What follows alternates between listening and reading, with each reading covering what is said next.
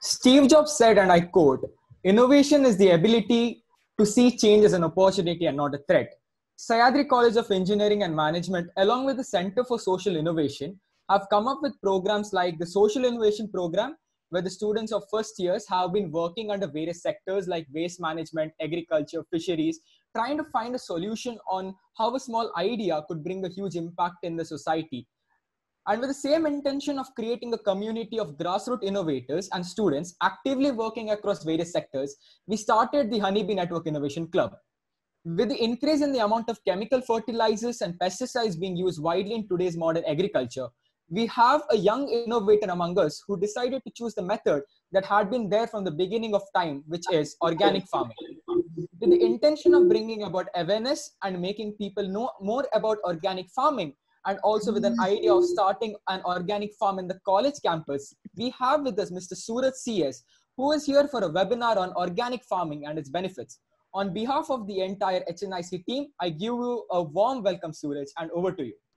Thank you. Thank you for inviting me. Am I audible? Yes. Yes, Suraj. Okay. So basically, you told like honeybee network. So I'm just starting with telling about honeybees. The queen honeybee. It's having a lifespan about 3 years.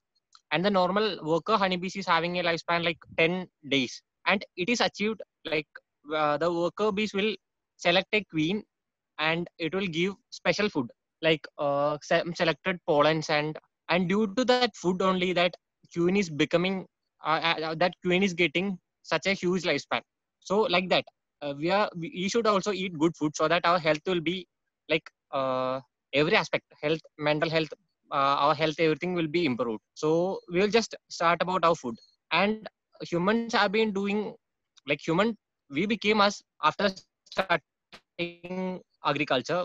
And benefits of organic farming, like the food that is produced is actually the food that we eat, the dresses, everything is coming from agriculture. So we should be actually concerned about agriculture, especially when 70% of the people in India are relying on agriculture. And like the sector is very there's no big innovations coming in agriculture sector. Everyone are going back conventional way. So we should be doing something towards improving our agriculture sustainability and making healthy food. So we will be just starting about how we should start doing organic farming. Basically, you have to select a place where you'll get full sunlight, because agriculture is basically harvesting of sunlight with crops. The plants can make energy into matter. After getting a place with good sunlight, you will have to select the seeds. Seeds are actually there are special crops and seeds that are suited to separate locations and separate areas. So you have to choose in it in a such a way. Okay. Like I'll just speak about rice varieties. There are some varieties that can grow in dry lands. Actually, rice are grown in wet paddy fields. Some varieties can grow in dry lands, and some varieties like if the water has flooded in the field, it's that panicle will come out and it will grow drastically along with the logging. Like how much water has logged, its panicle will come out. So we can just go in a boat and just harvest that. Like there are many varieties like that. We should select it according to our area. Okay. First thing. And then about the soil part. Soil, we have to add maximum organic matter basically when we are starting farming. And the biggest thing is that there are microbes. Like now we are applying fertilizers. Plants basically need nutrients like nitrogen, phosphorus, potassium, then like micronutrients, then carbon, hydrogen, oxygen, and all. So there are microbes that can we studied in leguminous crops, no? In that pulses and all, nitrogen is fixed by rhizobium. There are many other microbes that can do the same thing. Like there are potassium solubilizers, there are phosphorus solubilizers, there are some structure and help the plant to take maximum nutrients and water from the soil, and it's a good association. Like that, there are many microbes. There are some microbes that like acetobacter and all that can stay in the sands, produce acids, and mineralize that can make nutrients suitable for plants. And some conditions. And one gang of scientists from Delhi, I think, just saw some orchids flowering in Thar desert, and they just examined and they found that one microbe, one type of fungus was there inside its stem, and that fungus was controlling the water usage of the plant, like how the water should be used by the plant, and it flowered. Like you can just take that and you can culture it and you can use it in agriculture, so that we can replace fertilizers.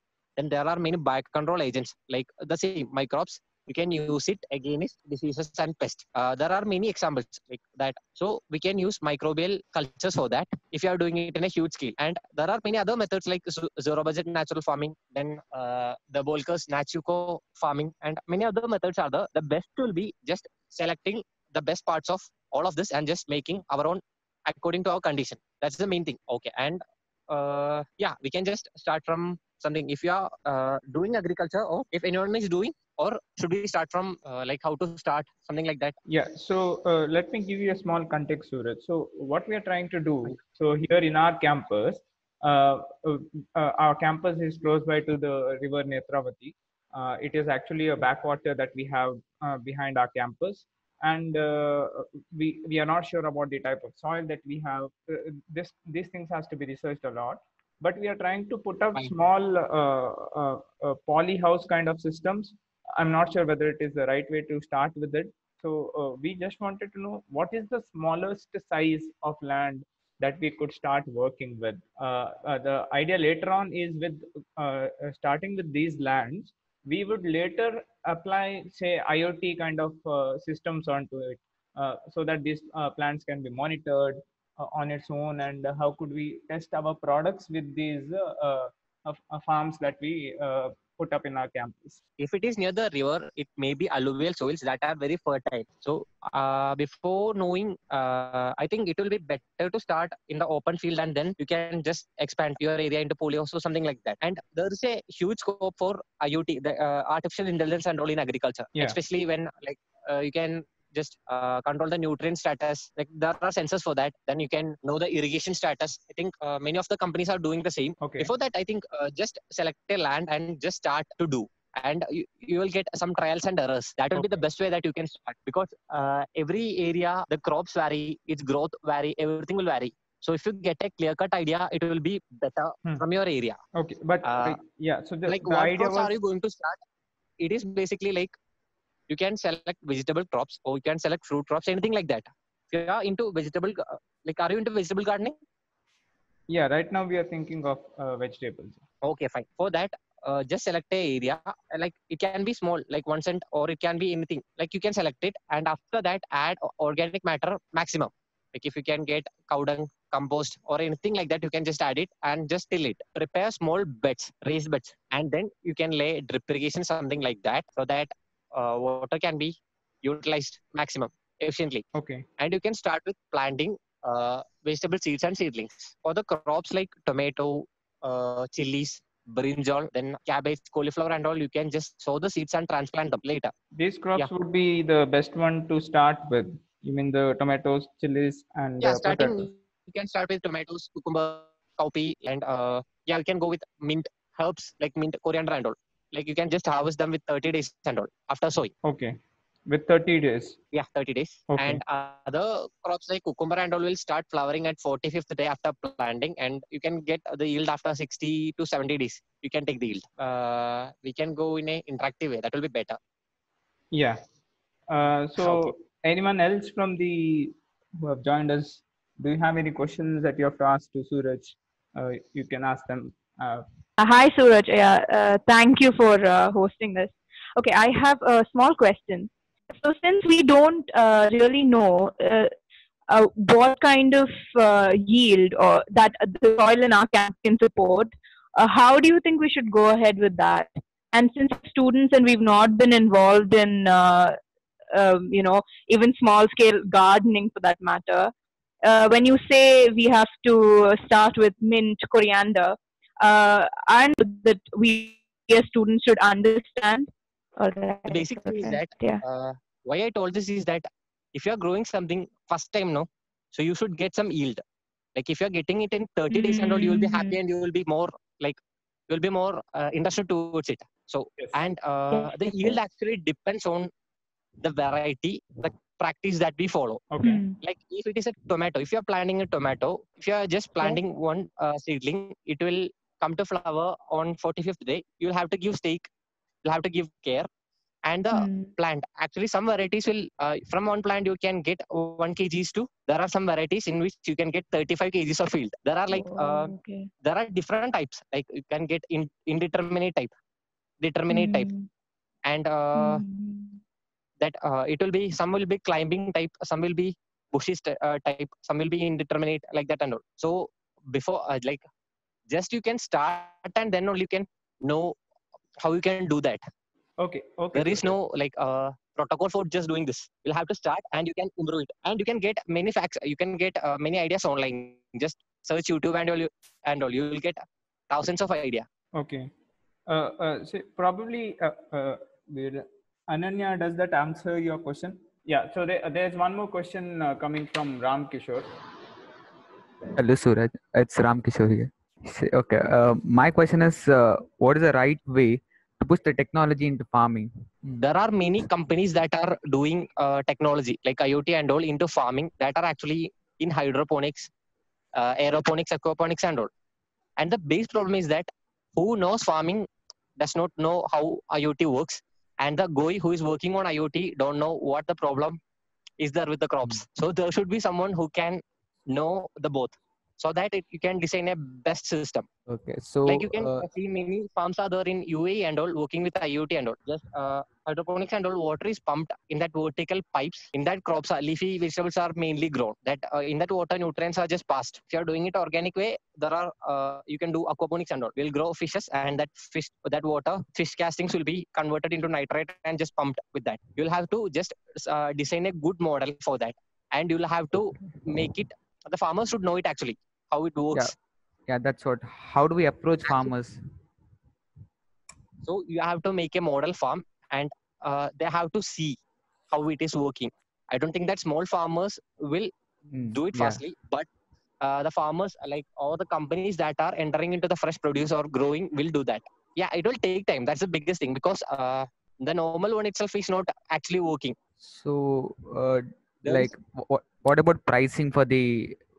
Won't it be a big challenge for the chance farmers, for that. small scale farmers? And the other big problem is that it will be basically because the investment and all, no, for this one, Yeah, that's it what. will be normally high, right? So that now itself they are working like very hard, and they are not able to sell it properly. First of all, they are only getting minimum price for the produce. And if it's some big companies, like big growing companies are there, they can just adopt that, or you can make some trials, or you can just go to government, and on the government they can promote this. Only with this technologies we can do that. Otherwise we can't. Yeah, 10 years back we were using bullocks for plowing. Now we are just using tractors. With 1 hour it will come, plow 1 acre, and it will go.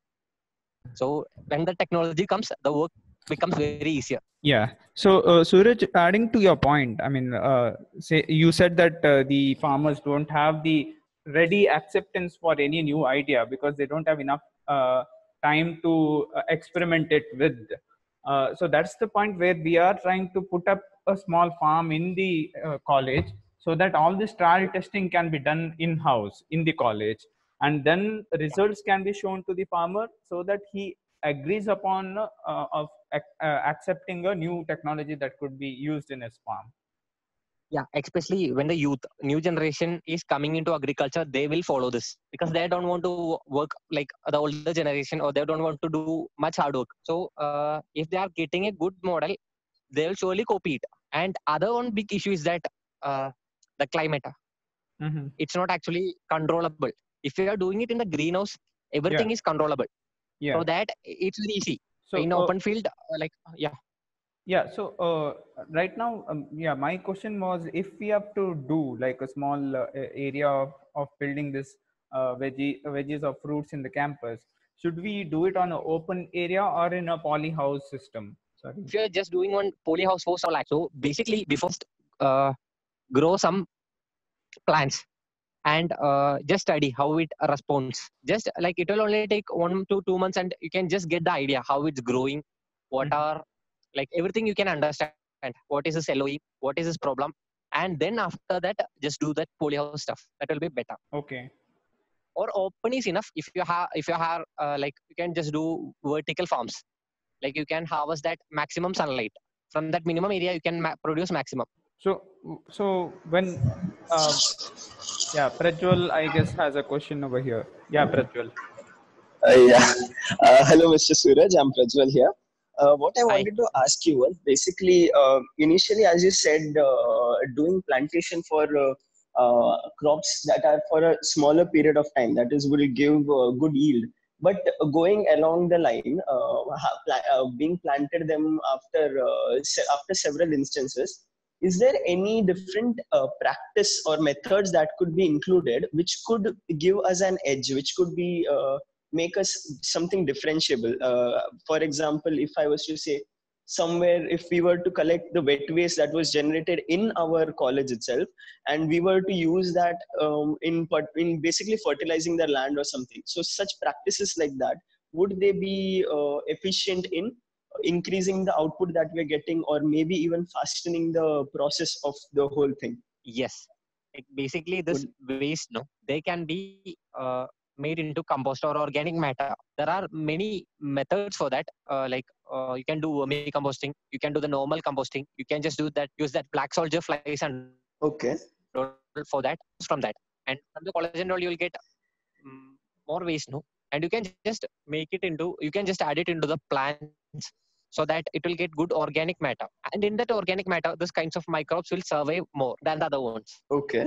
and it will add more organic carbon content. It will give it will control, it will help the plants to grow more, its root to develop everything like that. And its other big thing is Okay. that your waste are actually managed properly. Yeah. But also, my second question would be, as you also said, that these farmers, the small scale farmers who are barely surviving here, or not making a big profit, like not big substantial profit margin for them to survive easily, what do you think would be the reason that is underlying them and pushing them into such difficulties? Basically, first thing is that they are not able to market the produce properly. Here, Okay. like in Karnataka, one place in Gundalpet, it's nearly like 50 kilometers from my home. There, Okay. like tomato prices and all will come like 2 rupees, 1 rupees like that.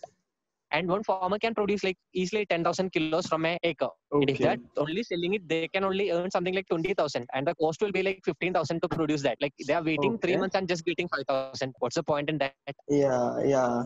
Exactly. And other thing is that So you they think are not actually only smart enough. They are working hard, including more yeah. labors. They are not actually adopting technologies, and they can't Okay. afford technologies because there are no good technologies. There are no smart small technologies. Like in our contest, I'm telling in Kerala contest here, the labors are having the maximum wages. If you want to remove the weeds in a paddy field, it's like you have to pay something like 10,000 for that. And if there is a small Oh. machine, like last 2 weeks back, I saw one small machine that is based on IoT itself. It's in Indonesia somewhere. It's like a turtle. It will just go. It will remove the weeds and it will come. Like 3 hours, 4 hours, something that and all. If there are technologies like Okay. that, you can bring the cost down of production. Okay. And if there are drones for applying this pesticides or something like fertilizers and all, it can also reduce the cost of doing the works. Like it only takes less time now to do this. Yeah. Yeah. Yeah. It And does. small technologies should come. Okay. Yeah, Suraj, could you Thank you. Thank you for that answer.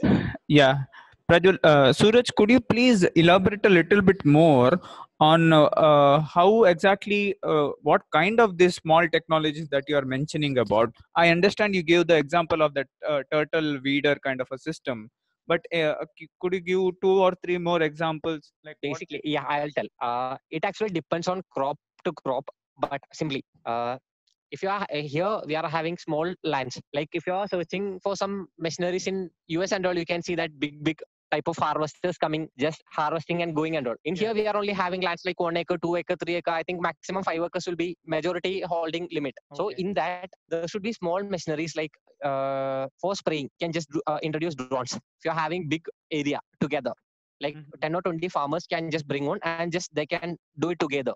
It will be a big thing. And other one, you can just bring it for irrigation, drip irrigation.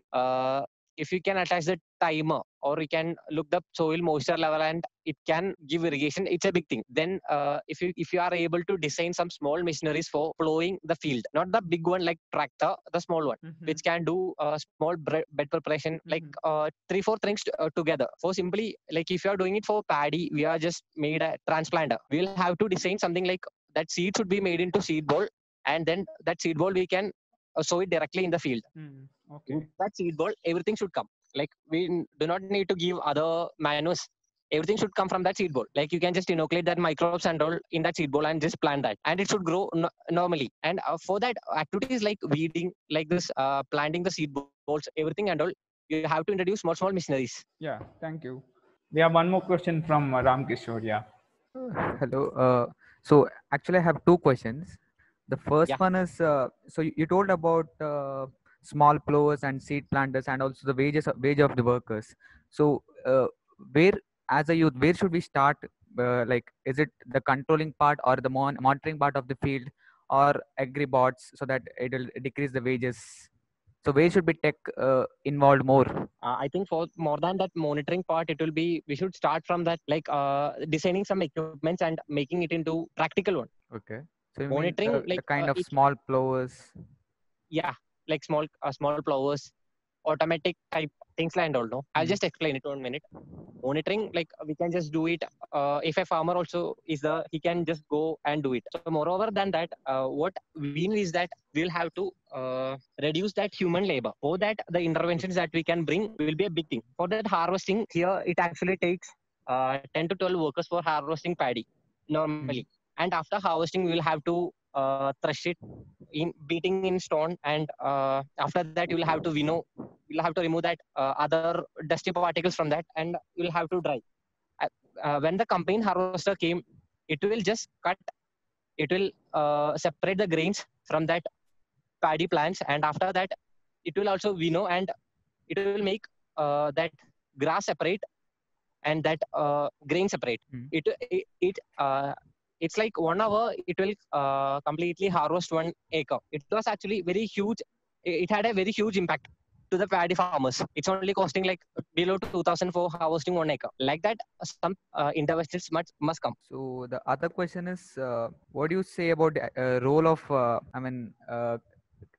agriculture career for young youths? There's a huge scope for that. Whatever, like everything we are eating is coming from agriculture. Especially if you can be into farming, or you can be into secondary part of farming, that is the production of processing, marketing, production of secondary products from agriculture and all. Can also be into that. And if you are into farming, you have to study a lot, because it's like you will have to know about the soil, you'll have to know about how plant grows, its physiology, its pests, its diseases, its nutritional deficiencies, and like impact of climate. The risk is very huge in that, and you'll have to know about the market, you'll have to know about the prices. So it's somewhat harder actually being direct into farming. But for the other one, no, like you can just market, you can help farmers by making a good market, a good transport chain and all. Okay. It can make a huge impact. And the machinery part, I will just think, and I will just tell you what kind of machines are required actually. I was thinking of that, but I forgot it right now. So what is the secondary part of farming you told about? It can be like making manures, can be making of that. I Manufacturers, don't know some, yeah, manures, and I don't know that microbes can be into production of that microbial fertilizers, biocontrol agents and all. Then it can be making a good transport chain. Like now the middleman are making more. Like farmer is working for 3 months and just getting 5,000. The middleman is just taking that total produce from him, just sitting there. When the other buyer comes, he's also making 5,000 profit in that 15 minutes. And you'll have to make some interventions that farmers produce must reach the consumer directly. Okay, you mean some kind of website or something like that? Yeah, something like that. You'll have to work out and you'll get good ideas, I think. Yeah. You'll have to take it for like better than that market price, and you can just sell it below market price for the consumers. Like middleman and all. No, there are many agents coming in between. You can just eradicate all. No. How can engineering students come into agriculture? Say, I'm very much interested into agriculture, but I can't see the positive side and the challenges in it. So how can I come up with that? Basically, if you start to grow plants, you will get, like, basically first thing is that you are having a peace life in the farms, just working. Just you can see the basic thing is that if you want to come into farming, first thing is that we are doing a great job. We are just feeding the planet, just conserving the ecology, everything like that. And the economic part, no, if you are well planned, if you can market it in a proper way, if you are doing some specialty producers and all, we will be successful. Okay. And for that, you will have to do some research basically before into farming. Okay, does that answer your question, Ramkishore? Okay, so we have a next question from Sri Lakshmi. My question is related to beekeeping, sir. So my question is that there is a disease called Tay-Sachs disease, sir. I had been doing research in that, sir, since many days. Yeah, I was talking about beekeeping. So the thing is, I had been doing research in beekeeping and all. So I learned about Tay-Sachs root disease, sir. It's a viral disease now. Okay. Because of that, bees are dying and all. So Okay. there is not a solution which is being found out till now. So do you have any idea about that? And I want Actually, I know about that disease, and we are having some beehives in our farm. There are many species of ones. There are many other species here. I think it will be better to go with the Indian species so that it will be somewhat resistant to this disease. Okay, sir. Yeah. I don't know. Basically, I'll have to study about it. Yeah. Okay, sir. So I also learned about this thing, sir. There is the Areca farm. The husk and all, the outer part of the Areca and all the other things. It's a waste, sir. But there's a guy in Shimoga who made air fresheners with. Can we do something with that Areca husk and all? Can you give us some ideas, sir? Like there are many from coconut. No, there is a company called Malai Biomaterials. They are making leather from coconut water. There are they are doing it by making Malai Biomaterials. What they are doing is that they are collecting the coconut water. It's actually waste from that coconut industry.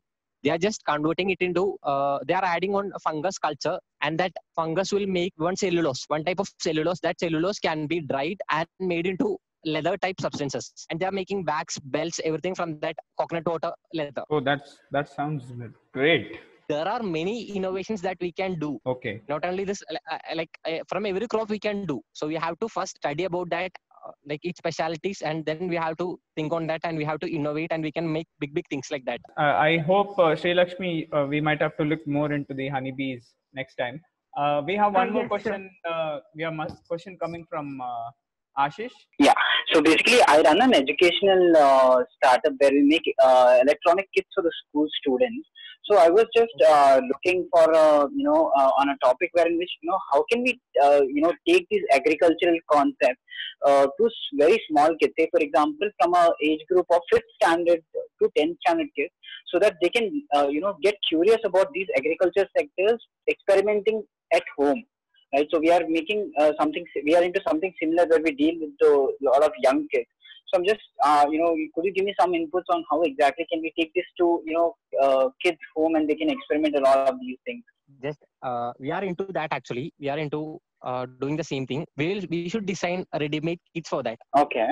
Like they can just plant that seed, and that seed will grow, and they can see that yield and all, and they will get interested towards it. Oh yeah, true, very true. So we have to design that type of kits for that. Okay.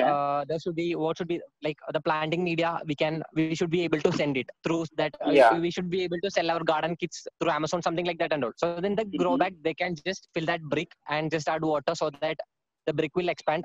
Cocoa-peat brick, and they can just plant that seed or seedling, and after that you can add that microbial inoculants so that they will give all these nutrients for plants, and they'll grow. And by examining every factor of this one, that children will get more convinced. When I planted tomatoes for the first time, I think when it was in 8th standard, when I got that yield, I was very happy, and I planted again. Like I planted carrots, cabbages, everything. When you're getting something interested towards that, you will do more research about that. Like if you are just giving it to 100 students, 10 may get convinced and 10 may be interested towards that.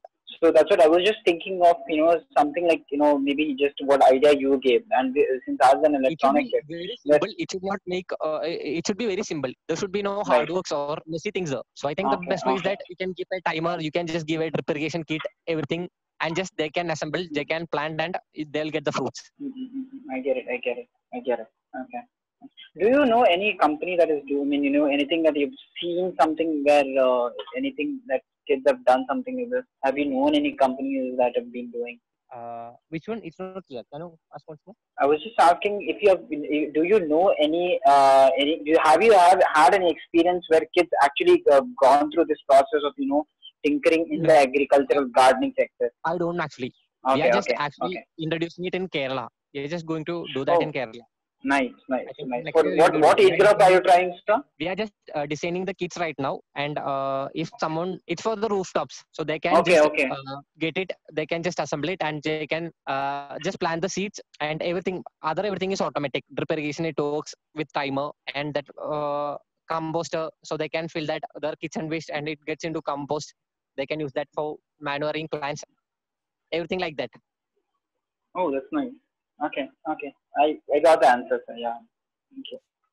Yeah, Suraj, I guess we can have a separate session along with Ashish because he is building some educational kits for students. Okay, Uh, fine, fine. it's Okay, it's kind of a we'll do small it later. Yeah, miniaturized IoT kit for for students, so they fine, can fine. try to use it in different fields. So we have a next question Okay, coming fine, fine. from Shalvin. So we'll take that question.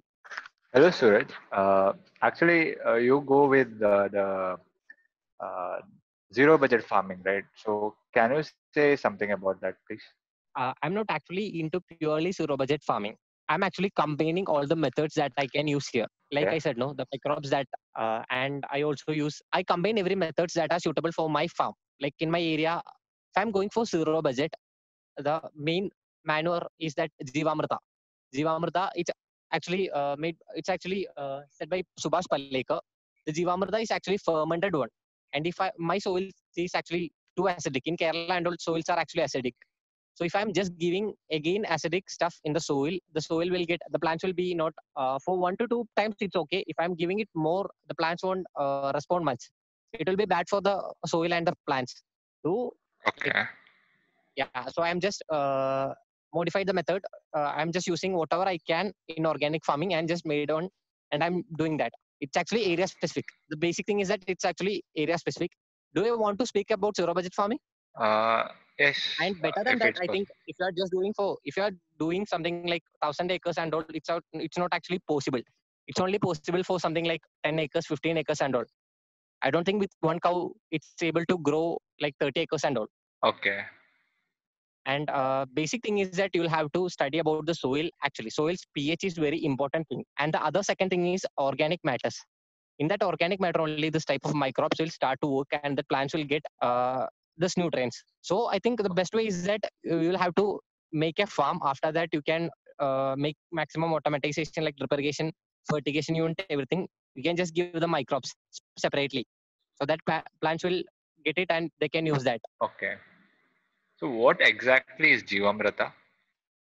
Jivamrita is basically it's made by local cows, so that local cows dung, urine and all, so that local cows will be having more gut microbes than the other imported one, like HF, Okay. Jersey and all.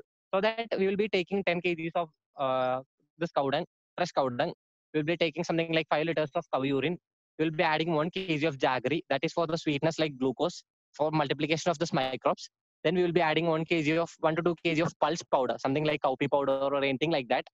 And we'll be just adding 1 handful of soil that is taken from forest or some trees and all, so that that soil will be rich in this kind of microbes. We are just Okay. making it in 200 liters of water, just and we'll be stirring it 3 times a day.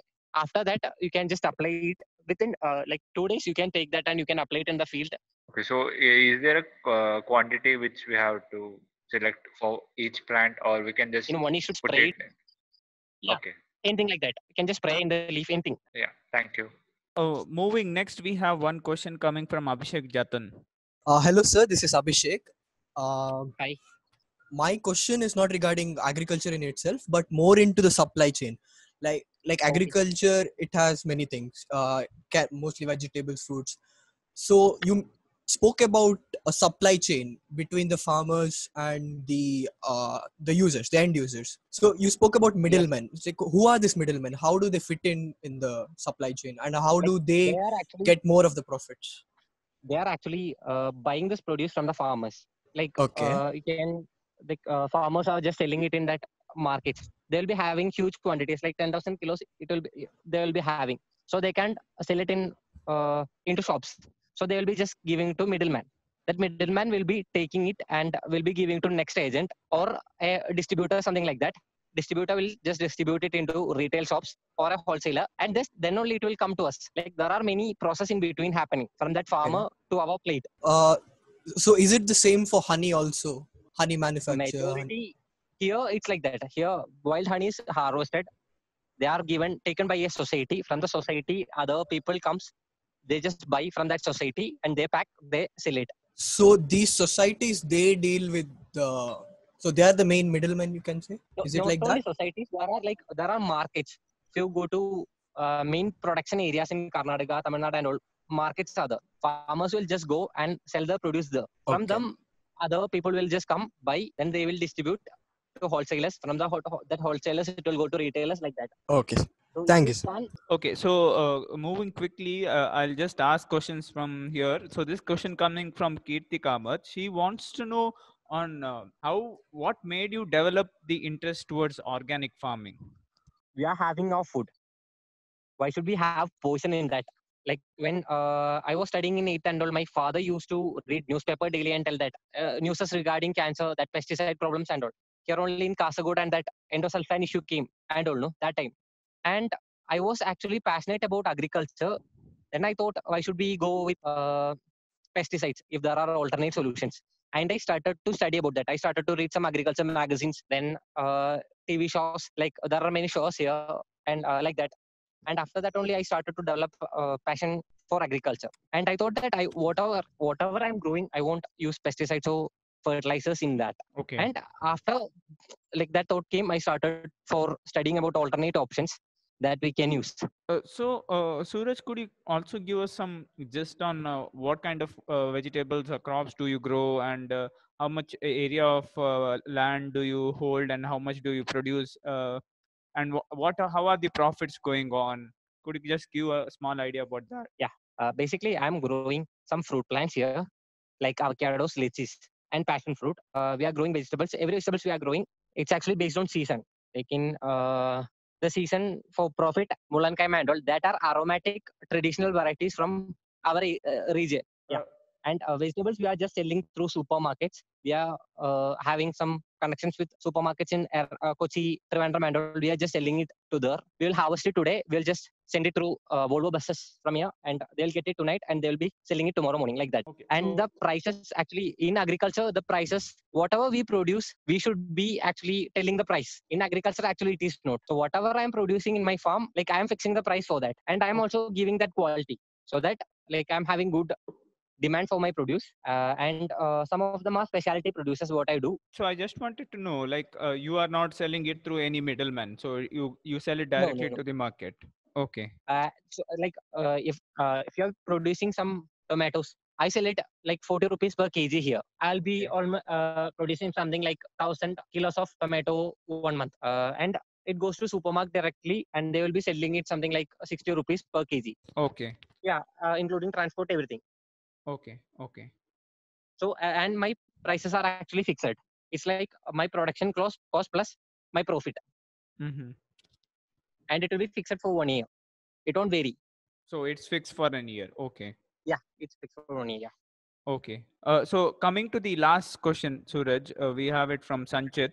So Sanchit, you can ask the question. Yeah. Hello, sir. I'm now studying for solve dairy sector problems. While we are in field work for data collection and understanding real problems for farmers, dairy farmers, Okay. some farmers are using cow urine as pesticides for their vegetables, and some are using burned log white ashes throw over vegetable plants for controlling pests and leaf-eating insects. My question Actually, is this possible to use cow urine as a pesticide for most crops by adjusting in different dilution scale? Can it possible actually, to beat chemical pesticides? cow urine contains lot of nitrogen. It's actually Okay. good fertilizer. It's not basically a pesticide. Okay. Okay. It can help the plant to grow faster, or it can help the plant to be somewhat healthy. That's only what it can do. Okay, sir. Huh. And the ash, It's ash can be used as pesticide because ash is actually making some diseases and all you can control through ashes. It's having high potassium, oh yeah. and the heat generated by it can kill many of the pests. Uh-huh. And if you want to replace chemical pesticides, it's like you'll have to go for, I think, the microbial part or the plant extracted ones. Like there are many examples from the plants like neem, from the plants like pongemia and all. No, you can extract some antifidans and all other, or some poisons that Okay. can like make interruptions in pest, and you can control Uh, that. Sir, main thing is because the original idea is most of dairy farmers in our region, Mangalore region, waste Okay. cow urine just spill outside for no use. From human urine and from that cow urine and all, if they can, like there should be, we should work to produce urea, something like that. Okay. Actually, cow urine is having much nitrogen content. If you are able to extract that and make it into plant absorbable form, it will make a huge impact. Like Yeah, you sir. can just make that human urine. I think some companies are just making that into urea and Yeah. giving it into plants. The same they can do it with the cow urine. The same kind of urea present in cow urine, the market in Like urea basically it's fertilizer. nitrogen. There are many forms of nitrogen, and the plants can absorb only specific, like the nitrite, the ammonia, and all plants can absorb. So you can convert that. No, if you are getting nitrogen, you can just convert it. It is equivalent And to equivalent for that urea. urea actually contains 46% of nitrogen. In cow urine, actually, I don't know how much it is, but I think it's like around, anyway, it will be like 5 to 10% anyway, it will be minimum. So if you are Okay, able sir. to make that waste into something like this, you can make it Okay. in like low cost and you can help them. Okay, sir. What are the other possibilities, possible ways to we can use cow urine in organic farming? Other ways, Like you cow can just urine use and it as dung. fertilizer. You can just use it as fertilizer. You can dilute it in 1:10 ratio, and you can just give it through drip irrigation, or you can, if you are doing it in 1:20 ratio, you can just spray it on the crops. Okay. It will help the plants to improve their growth because nitrogen actually helps in growth basically. Uh, okay, Or sir. you Get can it. Get drench it. that. Okay. Okay. Another interesting question, sir. There is any difference in fertility value between local breed versus The, the other basic foreign thing is breed, that Holstein? the microbial content present in it. It's not actually nutrients present Okay. in. It's about the microbes present in. Like there is a study on Uh, that dung microbes. For that, I don't know the correct numbers right now. It's available in the internet. You can just check it. okay. Can you say it's bad? Other foreign breeds, cows, dung and urine, bad. So for that, it's very helpful than the other one. Yeah. Okay, sir. Okay, get it. Thank you. Yeah, so thank you, Suraj. It was good time having you with us here. So we will definitely. I mean, we understand that you're really busy and you have made up some time to meet us all. We will be starting with the work with regards to the farm. Obviously, not now. Soon after the lockdown is over and once everything comes back, and we would require your support in taking it, doing it step by step, because we are all amateurs in it and we don't know anything about it. But the main idea is how we could, if we develop sensors or IoT devices. Yeah, so Okay. if we are building any sensors, we need a test bed to test all these sensors and how will it work. So as you said that it is very important for any inventor to know both agriculture as well as technology to bring something new into agriculture, right? So that's why we are Yes. trying to take up this small step in understanding how agriculture can be done in a better way. Thank you very much for that. Now I would request Shalvian to end the session with a vote of thanks. On behalf of our Honeybee Network Innovation Club, I want to thank you, sir, for sharing with us such wonderful information. And you gave us an idea of how to implement a small farm in our college and all. Yeah, and we are very grateful for that. And it was great having you in this session, sir. And I'm sure all of the participants are benefited by this session. Once again, thank you so much, sir. And thank you. I don't know whether I was able to answer all your questions, but for your farm, I can help you. Technically, I can give you any advice for that. And thank you for inviting me. Thank you very much. Yeah. Yeah, thank you.